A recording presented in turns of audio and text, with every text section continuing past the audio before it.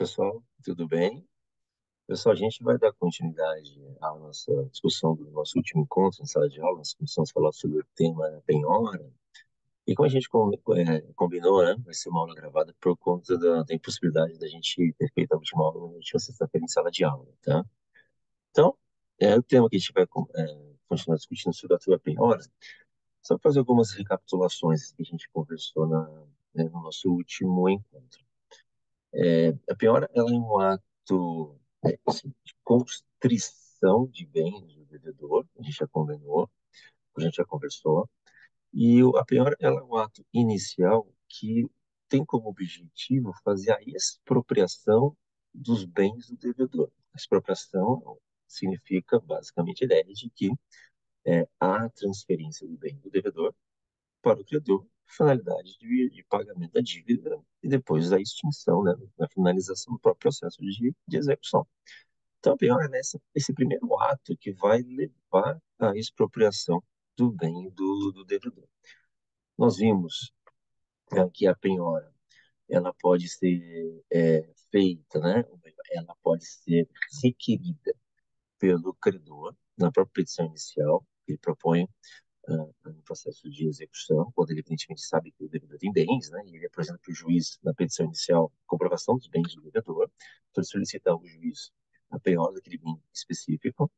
Pode também a penhora ser feita por meio de um pedido do próprio devedor, então o devedor ele pode apresentar ao juiz determinado bem dele e requerer que aquele bem seja penhorado, ou pode, evidentemente, o próprio Poder Judiciário determinar a penhora de um bem que for encontrado no devedor, tá? A penhora também, como a gente viu no nosso último encontro,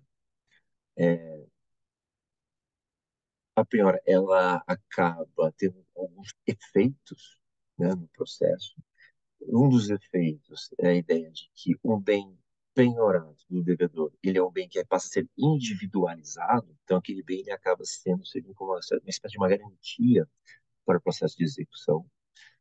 E o bem penhorado, ele confere ao credor o direito de preferência. O que significa isso? O credor ele passa a ter preferência sobre outros credores na aquisição daquele bem, na expropriação daquele bem, tá? Então, toda penhora, acaba trazendo como efeito uma preferência, um direito de preferência para o credor, para ele poder expropriar aquele bem do devedor.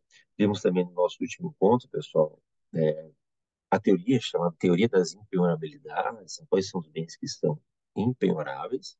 Existe um rol no artigo 833 do Código de Processo Civil que estabelece esses bens impenhoráveis. Tá? Vimos algumas hipóteses de maleabilidade naqueles incisos do artigo 873. Tá?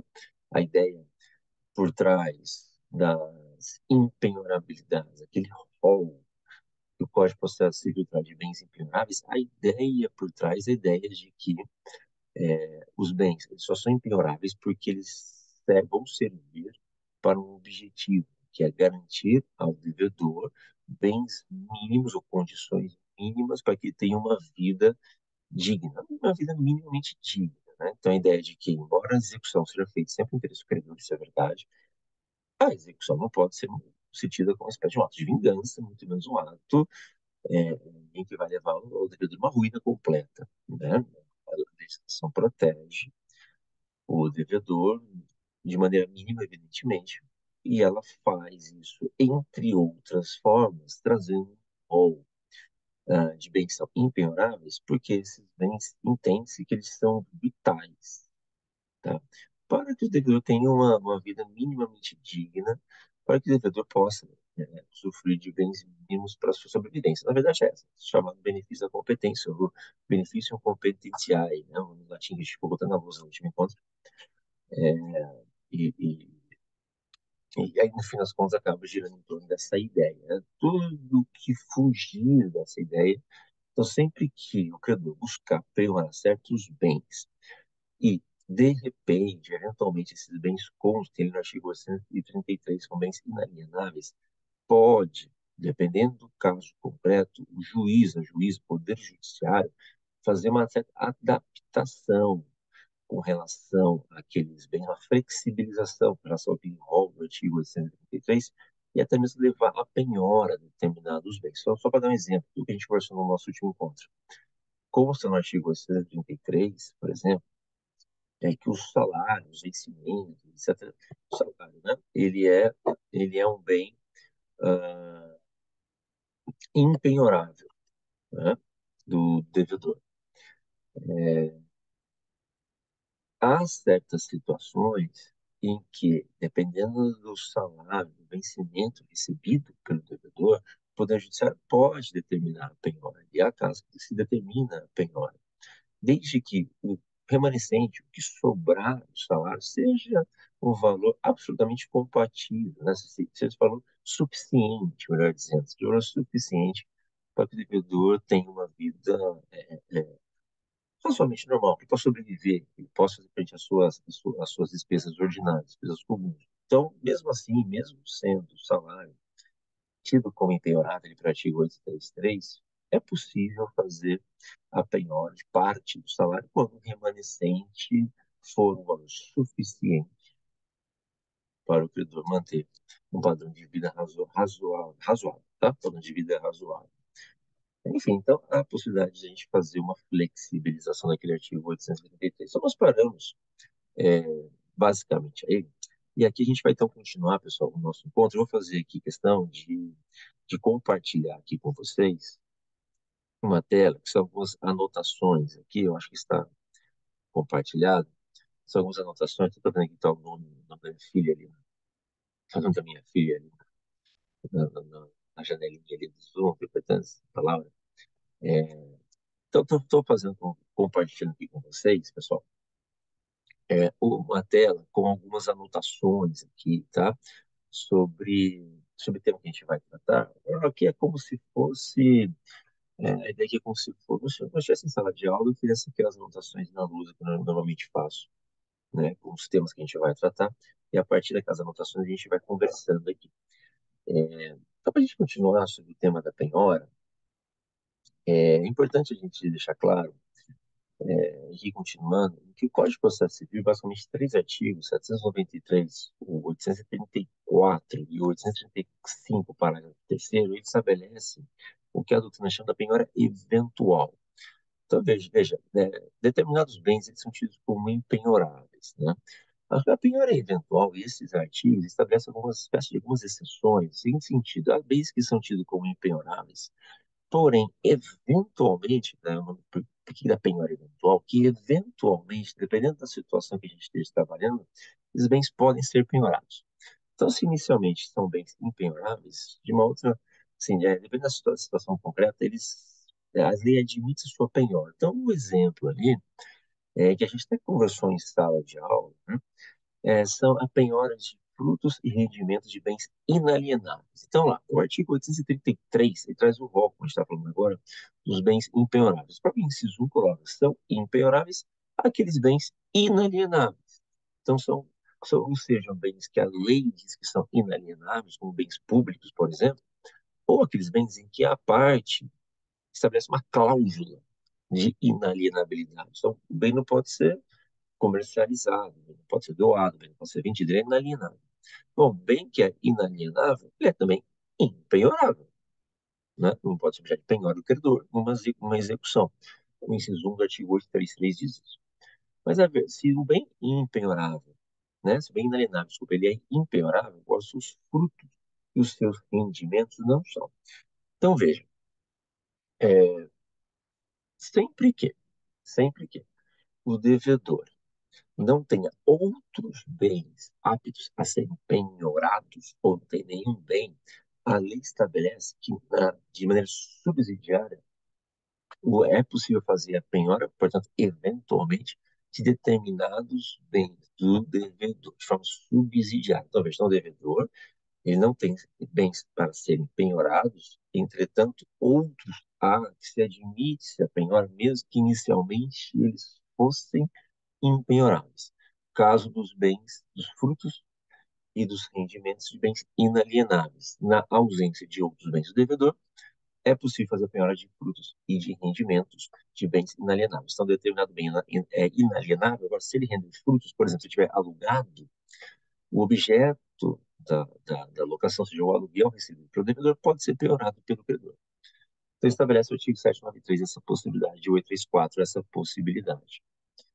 Esses artigos vão estabelecer também uma segunda hipótese, até que fiz questão de colocar em sublinhado para deixar claro, né? Além da possibilidade da penhora de frutos e de rendimentos de bens inalienáveis de maneira subsidiária, tá?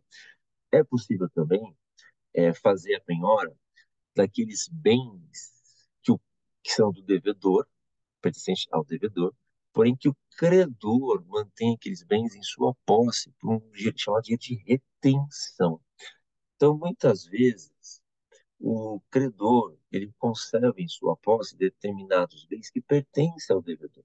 Por exemplo, no caso de alienação fiduciária. No caso de alienação fiduciária, o credor pode manter em sua posse bens do devedor, né? Ou também o oposto pode acontecer. E o chamado direito de retenção, por exemplo, quando o credor ele mantém sob seu bem, sob sua posse, um bem que é do devedor. Por exemplo, quando o credor precisa restituir esse bem ao devedor, porém ele é credor do direito de retenção, de benfeitorias feitas por ele naquele bem. Seja benfeitorias úteis, seja benfeitorias necessárias. Quando ele faz essas benfeitorias, emprega benfeitorias no bem, a pessoa, quem detém a posse do bem, se torna credor do valor dessas benfeitorias e pode exigir uma indenização pelas benfeitorias que ele fez no bem. Se é verdade que ele deve restituir o bem para a outra pessoa, para o seu proprietário, o proprietário do bem é obrigado a indenizá-lo das benfeitorias de boa-fé realizadas no bem.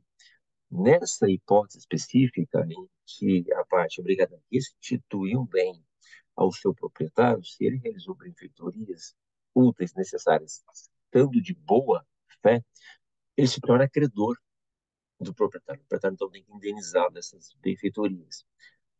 A pessoa, então, o credor que deve restituir o bem ao devedor, ao proprietário, sendo ele credor das benfeitorias, a legislação estabelece que ele tem o direito de é, retenção dos bens. Então, enquanto não houver o pagamento do valor das benfeitorias realizadas no bem, o credor pode reter o bem e não devolver ao seu proprietário.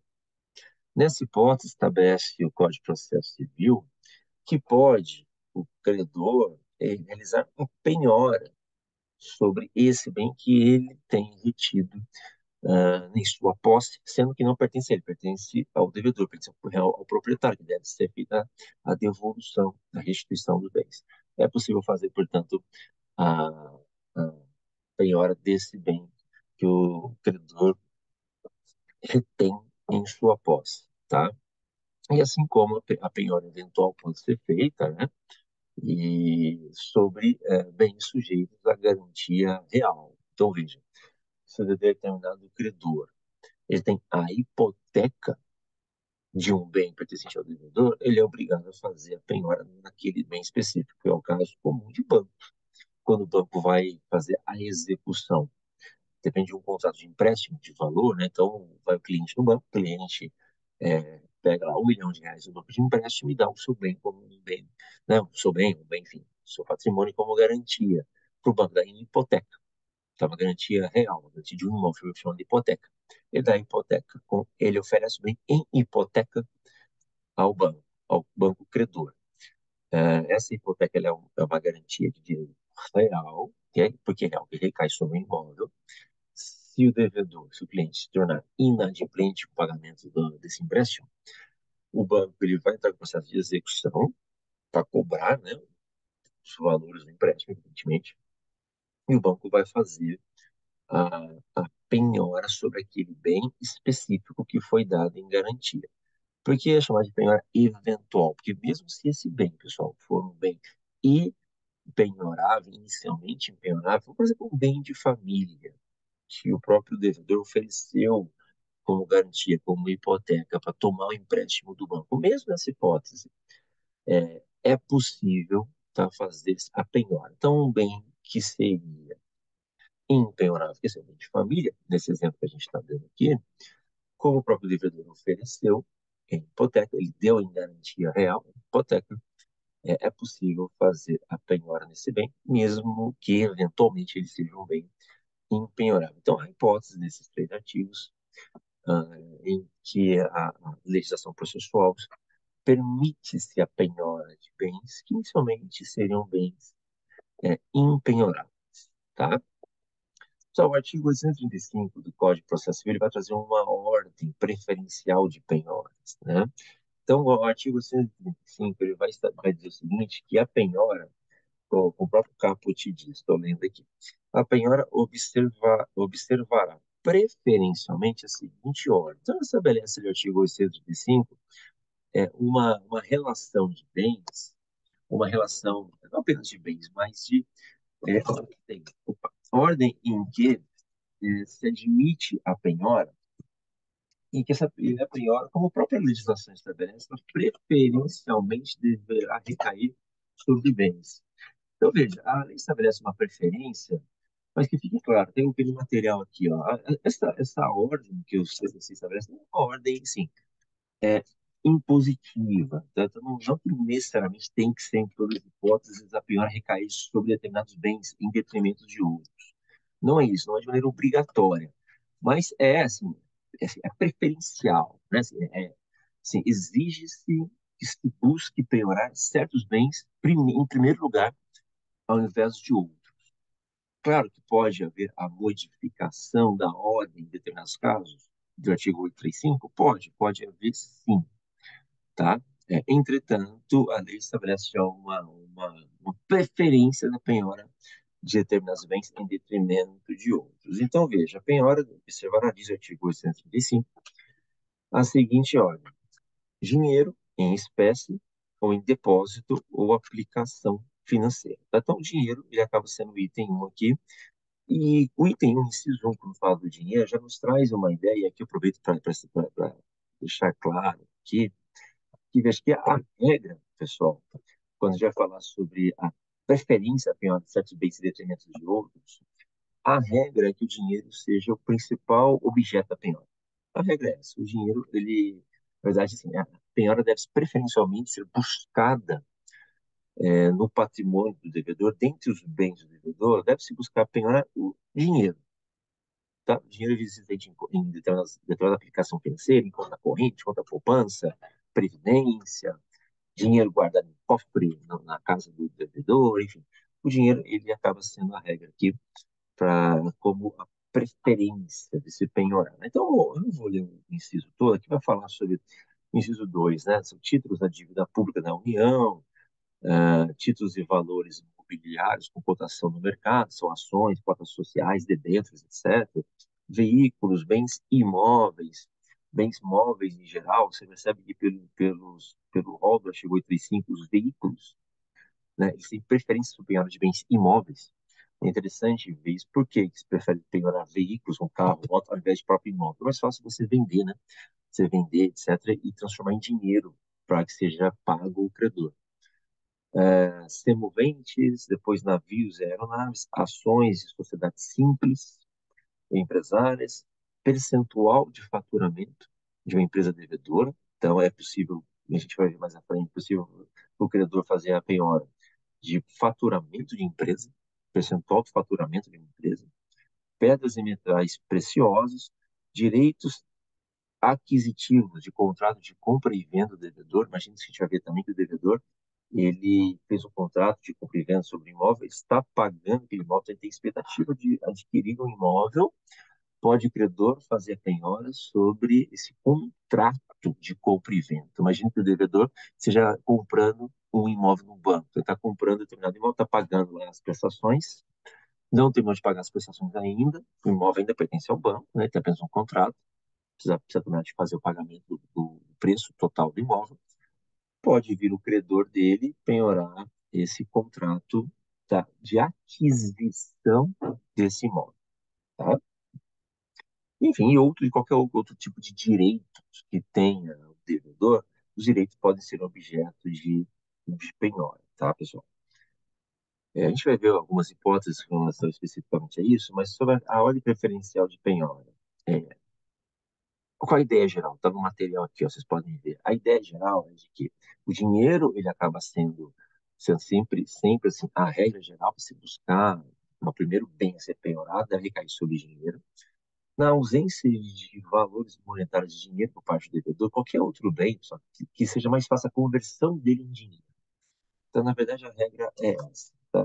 É possível flexibilizar isso ao artigo 835 sobre a ordem preferencial de penhoras? É possível flexibilizar, desde que se penhore bens ou direitos em que sejam mais fáceis a sua conversão em dinheiro, tá?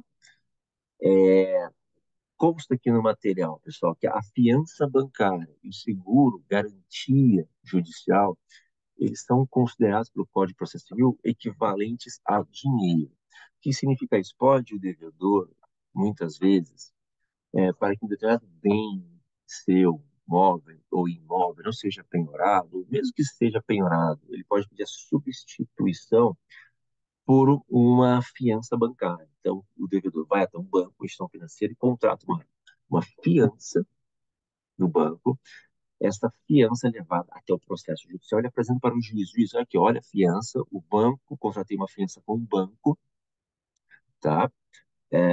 E esse banco vai garantir o pagamento aqui do crédito ao credor. Então, ó, penhora essa fiança, esse contrato que fiz com o banco de fiança, e livre determinado bem meu da penhora. Então, o juiz faz isso, ele transfere, ele converte, retira a penhora de um outro bem do devedor, quando ele faz esse requerimento, e penhora essa própria fiança. Tá? E o seguro garantia judicial também é um seguro, né, feito no próprio processo, em que há assim, a garantia do pagamento da dívida por parte do devedor. Então, a fiança bancária e o seguro garantia judicial, pessoal, eles têm o mesmo valor do que o dinheiro, tá? É importante a gente ver, e a legislação estabelece também, que sempre que o devedor requerer, tá, apresentar ao processo uma garantia, seja seguro garantia judicial, ou seja, uma fiança bancária, apresentar para a penhora, tá? Esses itens, em detrimento de um outro imóvel, de outro bem dele que foi penhorado, tá? Essa, essa penhora ela será aceita pelo Poder Judiciário, porque há uma equivalência entre o seguro garantia judicial e a fiança bancária, uma equivalência com o dinheiro. Então, essa substituição da penhora sempre será aceita pelo Poder Judiciário, tá? É, Teve uma aula, acho que foi na última aula que a gente teve, um colega em sala de aula que perguntou quando que a penhora poderia ser feita. A penhora pode ser feita em qualquer lugar, em qualquer momento, em qualquer bem do devedor, independente de onde esses bens estejam. Eu lembro que o colega fez essa pergunta em sala de aula. Até antecipei a resposta em sala de aula, mas o artigo 845 vai responder a essa pergunta, né? A penhora, bem, pessoal, pode ser feita em qualquer bem do devedor. Em qualquer bem do devedor, claro, estabelecendo sempre fazendo aquelas ressalvas que nós já fizemos sobre os limites da penhora na nossa última aula, né? Mas pode ser feito qualquer bem do devedor, desde que seja, evidentemente, não sejam bens empenhoráveis. Qualquer bem do devedor pode ser penhorado. E não importa onde esses bens estejam, não importa se esses bens do devedor estejam em poder de terceiros. Então, a gente que o devedor ele é proprietário de um bem, e esse bem ele está locado a um terceiro. Então, ele deu em locação, né? Ele fez de locação com um terceiro. O inquilino está morando lá no bem do devedor. O credor pode penhorar aquele bem que está alugado para uma terceira pessoa, para o locatário, para o inquilino? Pode, pode. Porque o bem está apenas alugado para uma terceira pessoa. Ele pertence ao devedor. Então, o bem que pertence ao devedor, qualquer bem pode ser, desde que não seja empenhorável, evidentemente, ele pode ser objeto de penhora. Então, a penhora pode acontecer em qualquer lugar onde os bens do devedor estejam, e não importa se ele estiver em poder de terceiros, sendo que sempre se prefere penhorar bens do foro, né, da comarca, do local onde corre o processo de execução.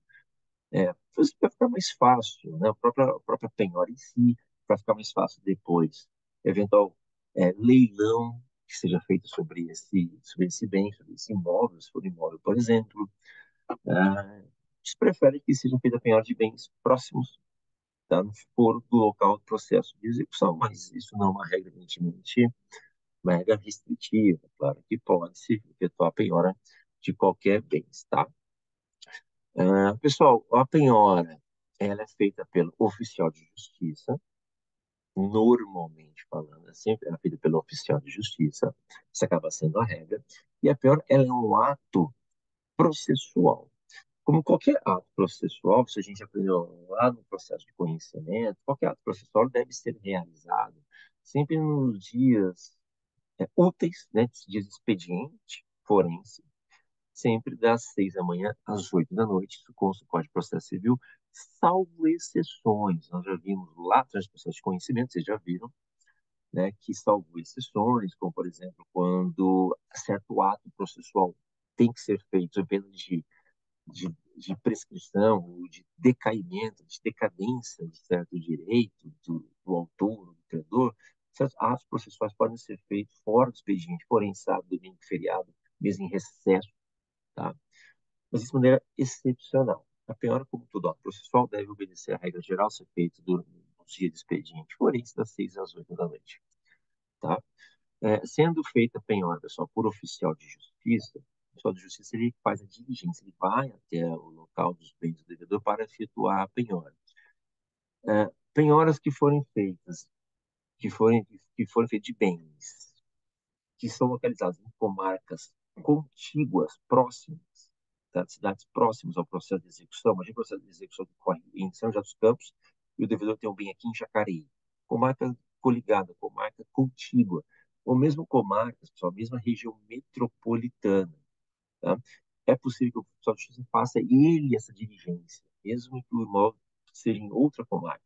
Não é necessário pedir uma carta precatória para se fazer essa penhora. Pode só de justiça ele mesmo, com marcas contíguas, ou mesmo dentro da mesma região metropolitana, por questão de economia processual, de rapidez, o próprio oficial de justiça fazer a penhora. Pessoal, nós conversamos na aula passada, o artigo 839 estabelece de maneira categórica que a penhora ela se aperfeiçoa, ela é realizada efetivamente com a apreensão e o depósito dos bens. Está no artigo 839. Aí veja, a penhora ela sempre será formalizada por dois documentos, ou por um auto de penhora ou por um termo de penhora. Então, veja, se a penhora for feita por oficial de justiça, ele faz a diligência, ele vai até o local em que está o bem do devedor, ou ele sai à procura de um bem do devedor, ele encontrando esse bem, ele faz a penhora desse bem. Quando o oficial de justiça fizer isso, fizer a penhora por meio de uma diligência que ele realizar, e a penhora será feita através da lavrada de um auto de penhora, tá? Nesse auto de penhora ele tem alguns requisitos estabelecidos pela legislação. O auto de penhora deve descrever o bem, deve descrever o local onde o bem está. O oficial de justiça, que vai ver a pouco, ele vai fazer uma avaliação sobre esse bem, ele deve estabelecer qual é a avaliação desse bem, vai dizer qual a hora, dia e hora em que ele realizou a penhora do bem. Por que esses requisitos são importantes? Tem que colocar no auto de penhora o nome do exequente, o nome do executado. Por que é importante esses requisitos estabelecidos na legislação? Peço que vocês depois deram uma olhada e fazer uma leitura. A importância do auto de penhora ser bastante minudente, específico sobre qual bem está sendo penhorado, o local onde esse bem está, o nome do exequente, o nome do executado, dia e hora, é importante porque a partir que foi lavrado o auto de penhora, em que o bem for, portanto, apreendido, né? Esse auto de penhora vai fazer com que o bem seja apreendido no processo, seja vinculado ao processo. Na medida em que for nomeado um depositário para conservar, para guardar e conservar esse bem, na medida em que esse auto de penhora da sua justiça estabelecer esses requisitos, é a partir dali, pessoal, que o credor vai passar a ter seu direito à preferência sobre aquele bem do devedor. Então, nós conversamos na aula passada que a penhora ela daria um direito de preferência, daria não, ela dá, né, para o credor o direito de preferência sobre a aquisição daquele bem. Então, se o devedor tiver outros credores, esse credor que fez a penhora, o credor pignoratício, que chama, que fez a penhora, ele tem a preferência sobre outros credores, tá? Então, esse auto de penhora vai estabelecer essa preferência.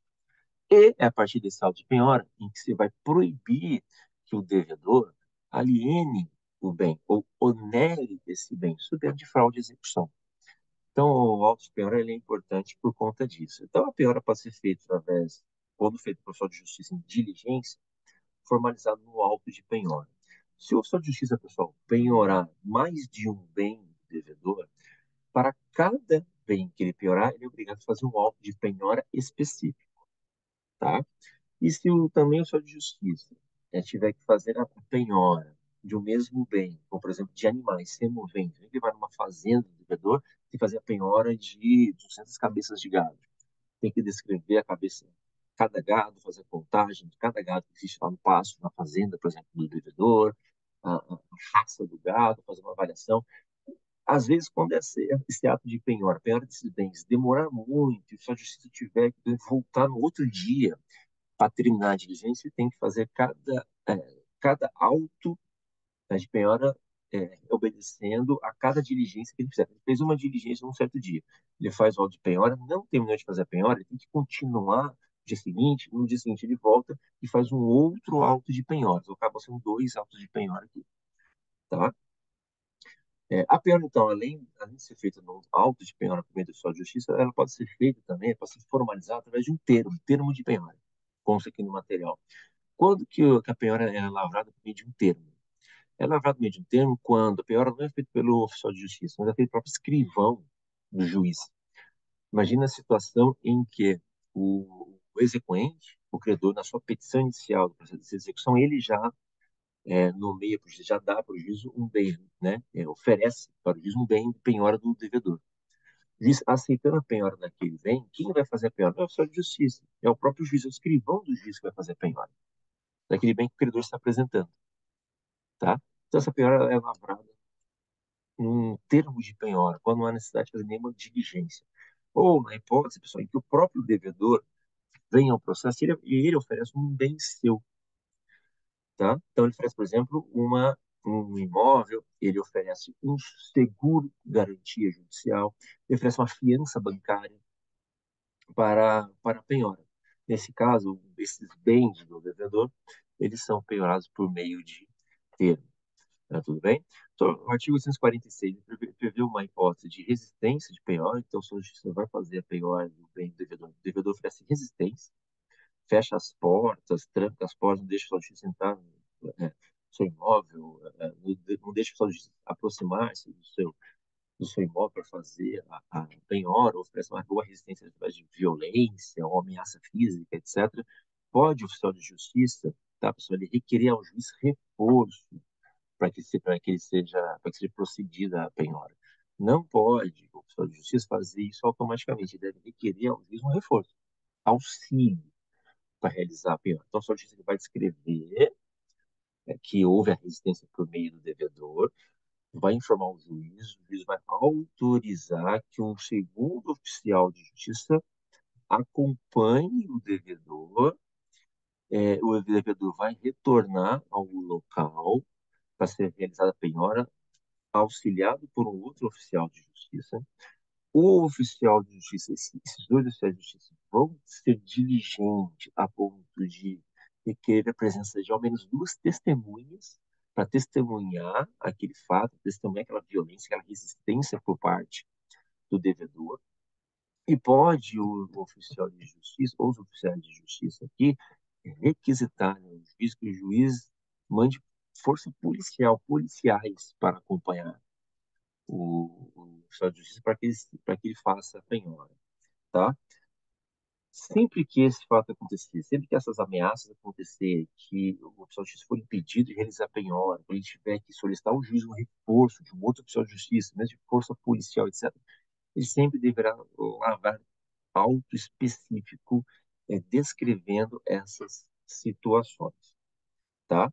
Pode o oficial de justiça mesmo fazer o arrombamento de porta, de janela, para entrar na residência do devedor, para requerer a penhora de estabelecimento comercial, etc., pode. A justiça pode usar a força, inclusive quando ele solicita o auxílio policial, exatamente para isso, para eventualmente fazer a prisão do devedor, se ele agredir, se ele ameaçar, se cometer um delito, faça o oficial de justiça, é claro, crime de desacato, alguma coisa, pode a polícia fazer a prisão do devedor, evidentemente, mas a polícia também está autorizada a utilizar a força, arrombar portas, arrombar janelas, pode só de justiça, ou mesmo a polícia arrombar cofres do devedor, sempre com o intuito de fazer a penhora de bens do devedor, dinheiro, joias, títulos de crédito, o que quer que seja, tá? Até constei no material que consta ali especificamente no Código de Processo Civil, que a diligência do oficial de justiça, pessoal, isso acontece na prática, ela sempre pode ser acompanhada do próprio credor e do advogado e credor, né? Na prática, isso acontece muito, quando especificamente quando o oficial de justiça relata, por meio de certidão, que ele tentou localizar um bem, ou tentou localizar o devedor, né, para efetuar a pena e não conseguiu, etc. Sempre essas situações elas devem ser especificadas e diante dessa situação pode o credor e seu advogado requerer o comparecimento pessoalmente, acompanhar a diligência do oficial de justiça. Pessoal, mencionei para vocês que a penhora ela é realizada com a apreensão e o depósito do bem penhorado. Então, todo bem penhorado tem que ser depositado. Então, assim, o depósito do bem ele é uma parte integrante do ato de penhora. Então, a penhora ela só se perfectibiliza, só é realizada efetivamente com a apreensão do bem, ou seja, sua descrição no auto de penhora, e o seu depósito, tá? Em um momento em que nomeado um depositário para o processo judicial para que seja desempenhada essa função de ser depositário. Ele vai guardar e conservar o bem enquanto esse bem estiver penhorado, ele não for expropriado, ou seja, não for entregue para o credor ou não for levado a leilão, tá, para que o credor seja pago. A escolha do depositário, pessoal, está bem prevista no artigo 840 do Código de Processo Civil. O artigo 840 tem a seguinte redação: serão preferencialmente depositadas quantias em dinheiro em banco, tá? Os móveis semoventes, os imóveis em poder do depositário judicial. Então, sempre que for penhorado dinheiro do devedor, isso vai ficar uma conta, uma conta bancária no banco, tá? O artigo 845 estabelece isso e coloca lá que será feito um depósito no Banco do Brasil, caso processos que correm na Justiça Estadual, ou numa conta na Caixa Econômica Federal, nos casos processos que correm na Justiça Federal, ou em qualquer outro banco, na ausência desse, qualquer outro banco que o juiz determinar, tá? Inciso 2 vai dizer que móveis, imóveis, animais, eventualmente, que forem de valor de expressão econômica, evidentemente, que forem penhorados, eles ficarão sob guarda e responsabilidade desse depositário judicial nomeado pelo juiz, pelo Poder Judiciário. E no caso de imóveis rurais, ou direitos aquisitivos sobre imóveis, máquinas, utensílios, etc., eles poderão ficar em poder do próprio executado. A verdade é o seguinte, o artigo, se a gente ler o artigo, vou pedir para vocês lerem o artigo 840, o artigo sempre ele deixa implícito que, na medida do possível, o Poder Judiciário vai evitar nomear o próprio executado como depositário judicial dos bens penhorados. Ele pode ser nomeado depositário, o próprio executado devedor? Pode.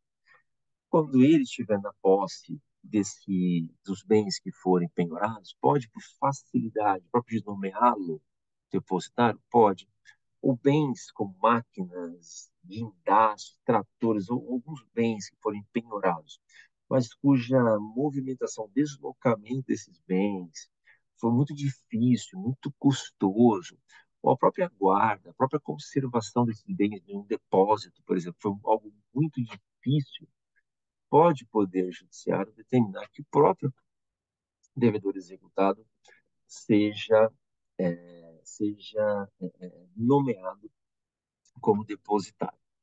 É, o depositário judicial nomeado pelo Poder Judiciário, a sua função, então, como a gente mencionou, é de fazer a conservação, de guardar em seu poder, fazer a conservação desse bem.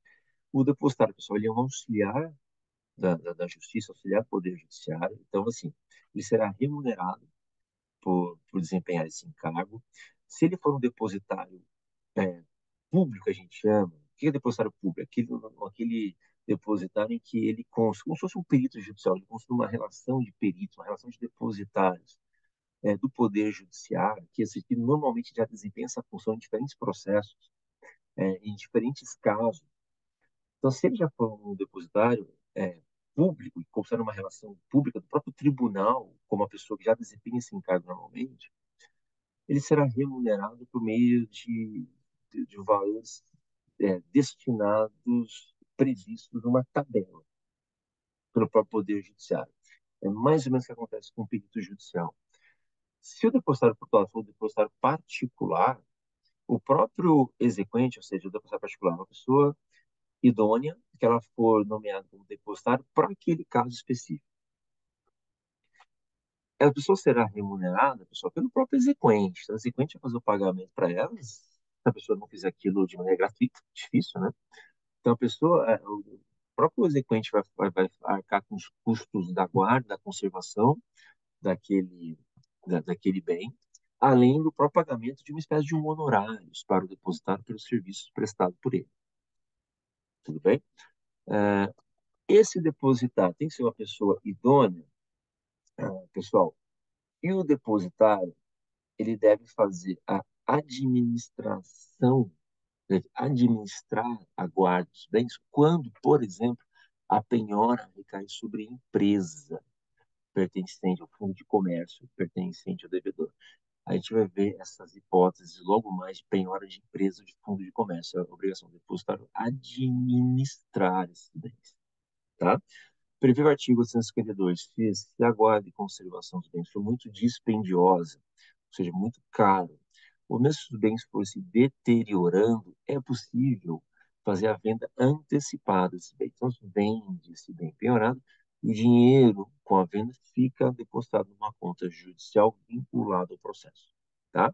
Se verificar-se também que essa venda é bastante vantajosa para o processo, vantajosa para o exequente, também pode, o artigo 852 autoriza a venda antecipada dos bens. Tá? Pessoal, o depositário, como a gente mencionou, ele é um auxiliar da justiça, deve, portanto, atuar sempre em benefício do bom andamento do processo judicial e deve obedecer, evidentemente, às determinações do Poder Judiciário. Se o depositário for intimado a restituir o bem para o Poder Judiciário, para o processo, entregar o bem a uma das partes, né, quando o juiz assim o determina, se o depositário for omisso, o depositário não fizer isso, ou o depositário, por exemplo, tivesse desfeito, né, dos bens, ele será considerado depositário infiel. A gente sabe que muita discussão houve tempos atrás sobre a questão do depositário infiel. Nossa Constituição ela prevê a prisão, né, da pessoa que for considerada depositário infiel, ou seja, que não desempenhar de maneira adequada o seu mundo, o seu encargo no, na tarefa, né, de ser depositário de bens. Porém, o Poder Judiciário, o Supremo Tribunal Federal, já estabeleceu que não é possível, né, é inconstitucional fazer a prisão do depositário infiel. A única hipótese de prisão por dívida, né, por uma questão não criminal, prevista no nosso ordenamento jurídico, é a prisão do devedor de alimentos. Então, o depositário que for infiel, ele não será preso, mas antigamente era, por isso que o Supremo Tribunal Federal estabeleceu essa inconstitucionalidade dessa prisão do depositário infiel, e o depositário que for infiel, ele não será preso, entretanto, qualquer prejuízo que ele causa a uma das partes, ele será civilmente responsável, a parte o prejudicado, que pode ingressar com uma demanda judicial para cobrar do depositário eventuais prejuízos sofridos. Pessoal, pelo artigo 841, sempre que acontecer uma penhora, sempre, pessoal, é obrigação intimar o executado dessa penhora. O executado sempre será intimado na pessoa do seu advogado, se tiver advogado constituído nos autos, se não tiver advogado, ele será intimado preferencialmente. A intimação ela é importante, porque o meio da intimação do devedor que verifica que ele está ciente da penhora, está ciente, portanto, que não pode alienar que ele tem, sob de fraude e execução, e ele vai, a partir dali, poder é, arguir qualquer matéria de defesa com relação à penhora daquele bem. Então, ele poderá dizer que a penhora é excessiva, requer redução da penhora, ele pode requerer, por exemplo, a substituição da penhora por um outro bem, dentro daquela ordem, artigo 835 ali. Ele pode, por exemplo, alegar que o bem é impenhorável, então ele alega que, que o bem penhorado ele consta numa das relações do artigo 833, então ele é o bem impenhorável. Então, é sempre obrigatório fazer a intimação do executado. Se houver penhora, está ali no material, de maneira porque bem detalhada aqui no material, tá? Se houver a penhora de bem imóvel, o cônjuge ou companheiro do executado deve ser intimado dessa penhora também. Ele só não vai ser intimado se eles forem casados pelo regime da separação absoluta de bens. Porque o casal, né, quando se casa por regime da separação absoluta, eles conservam, mesmo depois do casamento, a propriedade exclusiva dos seus bens. Ou seja, os bens que pertencem a um e a outro não se comunicam entre eles. Então, quando há o casamento, imagina que você já deve ter estudado isso, o regime de bens lá no Direito de Família, regime da separação absoluta, mesmo depois do casamento, os bens adquiridos em nome de um dos cônjuges pertencem apenas a um dos cônjuges. Então, nesse caso, por causa dessa situação, que não há essa comunicação de bens entre os cônjuges, então, nesse caso, quando o devedor for casado por regime de separação absoluta, não há necessidade de penhorado o seu imóvel intimar o cônjuge dele devedor ou dela devedor. Não há necessidade. Salvo essa hipótese, todos os outros regimes de bens ainda é necessária essa intimação. Por quê? Por que é necessária essa intimação? Porque esse bem imóvel ele pode, às vezes, pertencer ao outro cônjuge também. Então, o outro cônjuge tem direito à meiação, a metade desse imóvel. Então, ele tem que saber, ele tem que ser cientificado de que houve essa penhora. Porque se o bem for dele também, ele, cônjuge, pode apresentar a sua defesa em base de execução, né, se for um processo autônomo de execução, ou se a penhora aconteceu dentro de um cumprimento de sentença, o cônjuge pode apresentar impugnação ao cumprimento de sentença, vai ter prazo para isso, então ele pode se defender, tá? Quando ele quer se defender da dívida, então a dívida está errada, enfim, ele vai alegar matéria de defesa, como o próprio devedor alegaria também em embargos ou em impugnação. Ou pode o cônjuge, que é o que acontece na maior parte das vezes, pessoal, apresentar a sua defesa por meio dos embargos de terceiro, que o cônjuge é um terceiro nesse processo, ele não é o devedor do processo, ele é um terceiro alheio ao processo, e apresenta embargos de terceiro com um propósito específico de defender a sua metade, a sua meia ação. Então ele diz, olha, o juiz, faça a penhora, não do imóvel todo, porque eu, cônjuge, também sou dono da metade do imóvel, e eu não sou devedor. Faça então a penhora de metade do imóvel. Por quê? Porque a metade pertence a ele, devedor, meu marido, minha esposa, a metade pertence a ele, e a outra metade aqui ó, pertence a mim. Livre a minha metade da penhora. Então, esse embargo de terceiro tem esse objetivo, para que o cônjuge ou companheiro se defenda de uma penhora que cai sobre a sua meação. Então, ele vai requerer ao Poder Judiciário que ele livre da penhora a sua meação sobre aquele bem imóvel. Então, esse é o objetivo da intimação do cônjuge. É obrigado também, pessoal, fazer a intimação, que o credor requeira a intimação feita penhora sobre o imóvel, dentro daquelas pessoas enumeradas no artigo 799, que nós já fizemos menção sobre esse artigo em sala de aula, já fiz até a leitura desse artigo em sala de aula, quando nós falamos lá da petição inicial. Falei lá, quando nós falamos da petição inicial, eu disse na petição inicial, o exequente, o credor, tinha que fazer alguns requerimentos. Primeiro requerimento, quando ele, por exemplo, sabia que o devedor tem um certo imóvel, ele já apresenta esse imóvel do devedor para ser penhorado na própria petição inicial. E eu mencionei que há alguns outros requerimentos que ele tem que ser feito para de intimação. O artigo 799 traz essas pessoas que devem ser intimadas. O cônjuge, em caso de penhora de imóvel, que é esse exemplo, esse caso que eu mencionei há pouco, sucessores do devedor também, caso o devedor falecido, tem que ser intimados. Quando o devedor tem um credor, também devem ser intimados, e assim sucessivamente, a gente já leu em sala de aula esse artigo 799, esses são pessoas, são terceiros, que eles mantêm algum tipo de relação jurídica com o devedor. Então, os terceiros que eles têm interesse de serem cientificados da existência desse processo e mais, da existência da penhora sobre certos bens do devedor. Então, há necessidade de se fazer a intimação desses terceiros do artigo 799.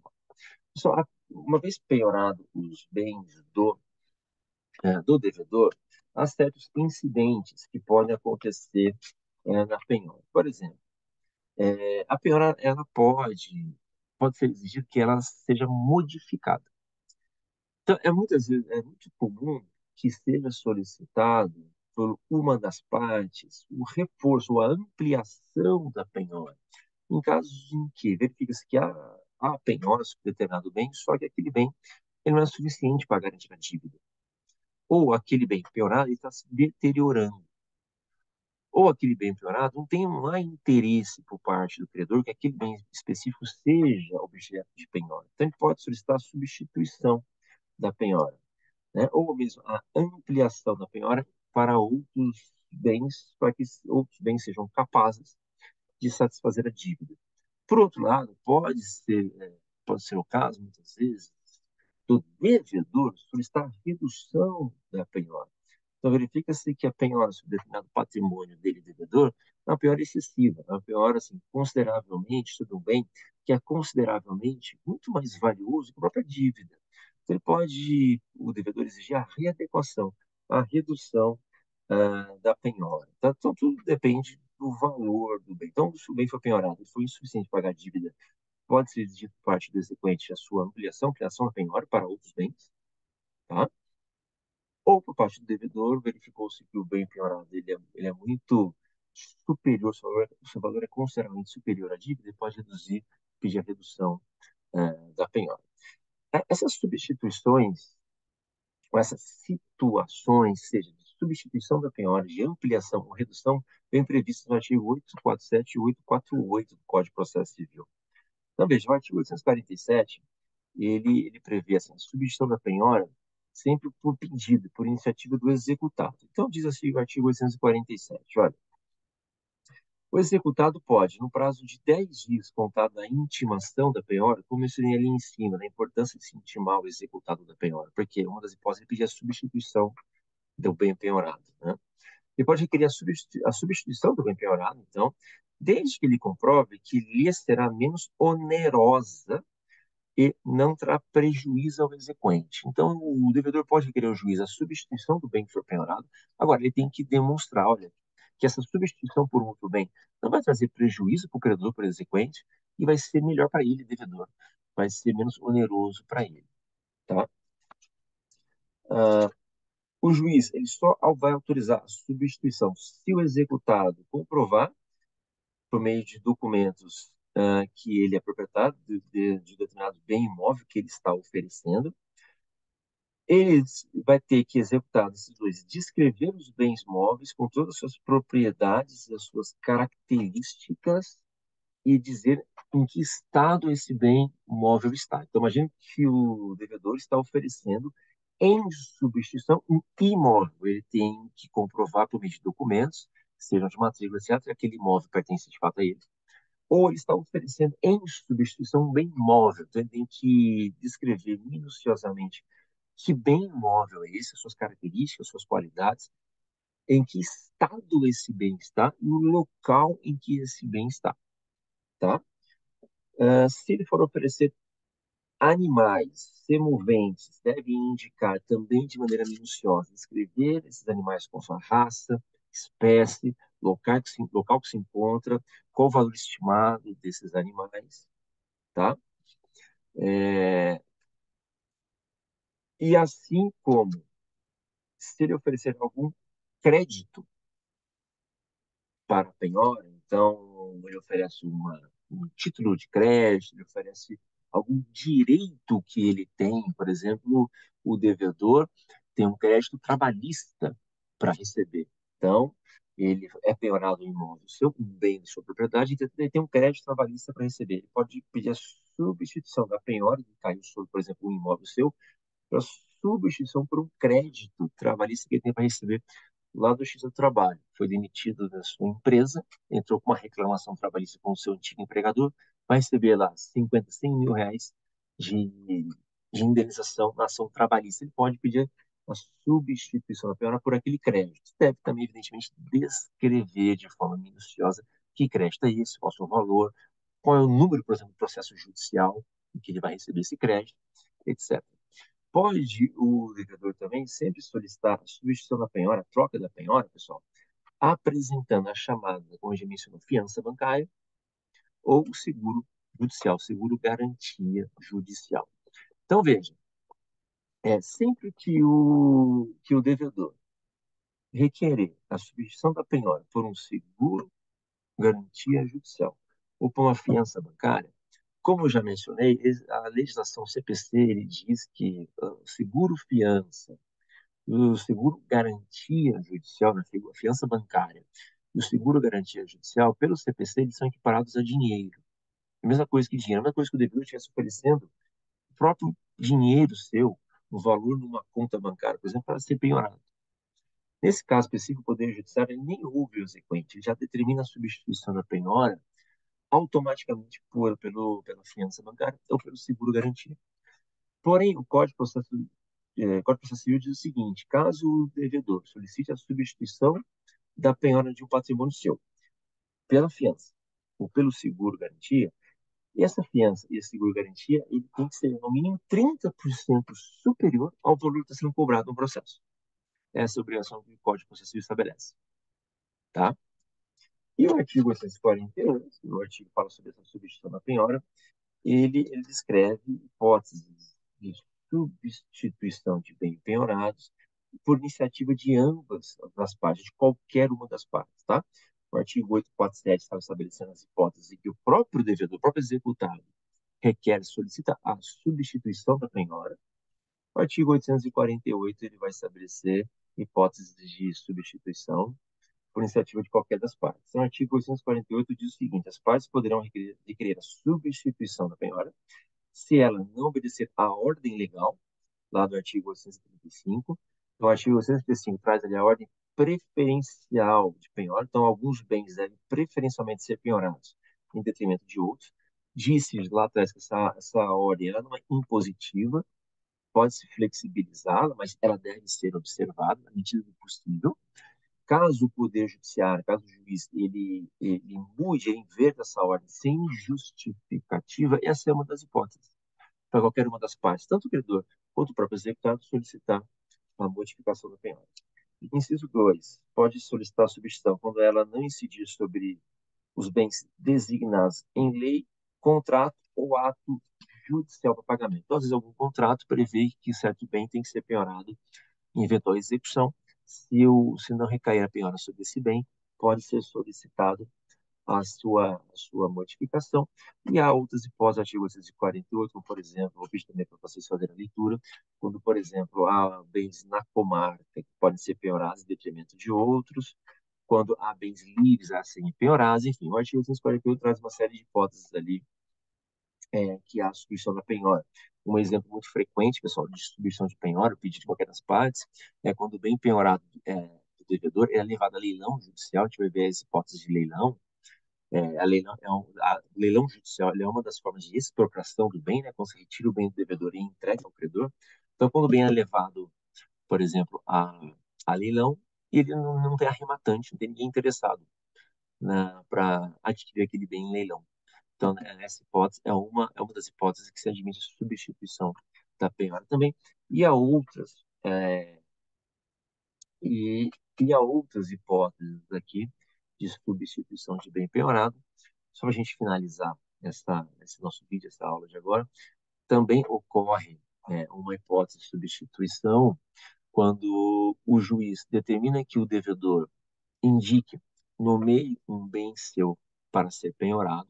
A gente já viu que isso é possível. E o devedor, o executado, se omite. Ele não nomeia um bem seu para ser penhorado.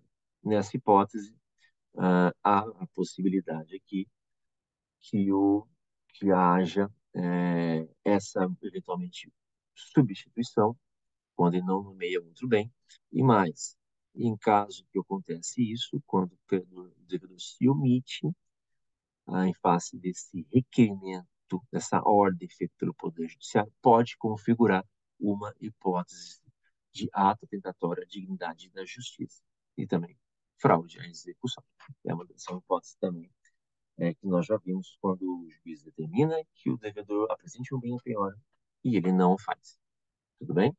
Pessoal, então a gente termina aqui nesse vídeo o que a gente começou a conversar na nossa aula, na última aula lá em sala de aula, mesmo, na faculdade. A gente fala sobre penhora. E no próximo vídeo a gente para por aqui, mas no próximo vídeo a gente continua a falar sobre as chamadas penhoras especiais, tá bom? Aí a gente vai ver algumas hipóteses de penhora aqui. É, é, aí é um pouco mais rápido a aula, a gente vai ver algumas hipóteses de penhora previstas pelo Código de Processo Civil, tá?